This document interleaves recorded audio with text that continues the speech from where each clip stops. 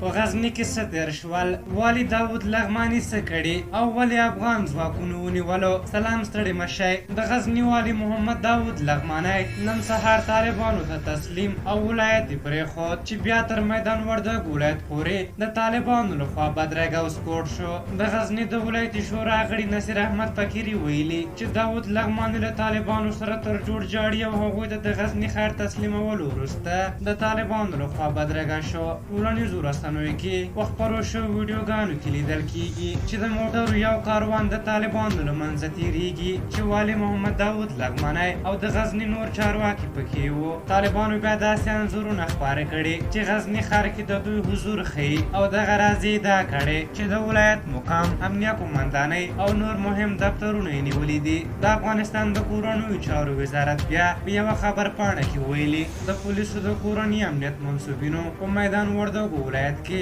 د غزني والي داود لغمانی د هغه مرستیال او نورو ملګرو سره یو ځای نیولی دی او اوس په نظارت خانه کې دی. ټولنیزو رسنیو کې دغې موضوع سته خبرونه راپارولي او د ټولنیزو رسنیو سرلیک ګرځېدلی. ځینو ویلي چې داود لغمانی ته باید سخته سزا ورکړل شي، خو ځینې بیا وایي چې دا څوم ولایت شو چې پرته له جګړې طالبانو ته ورپرېښودل کېږي. دوی وایي داسې خو به نه وي چې په لویه کچه کومه معامله شوې وي. ځینو بیا په حکومتي ګمارنو نیوکه کړې. دوی وایي ځینې والیان او نور مهمو بستونو کې د لیاقت او وړتیا په اساس نه بلکې د اړیکو په اساس ګمارنې شوې وې چې نن ولس او په خپل افغان حکومت لویه بیه پرې کوي. په هر حال د غزني د ولایت سره طالبان ادعا کوي چې 10 ولایتونه یې نیولي دي. دغه راز ګڼ نور ښارونه یې محاصره کړي. افغان حکومت بیا د عملیاتو خبره کوي. خلک بیا له حکومت او ولسمشر غني غواړي چې د روان حالات په اړه دې ولس ته وینا وکړي او سپینه خبره دې وکړي او سپین او د عمل خبره دې وکړي. په هر حال تاسو دغه موضوع په اړه څه نظر لرئ؟ خپل نظرونه مو راته په کمنټ کې ولیکئ. که زموږ ویډیو مو خوښه شوې وي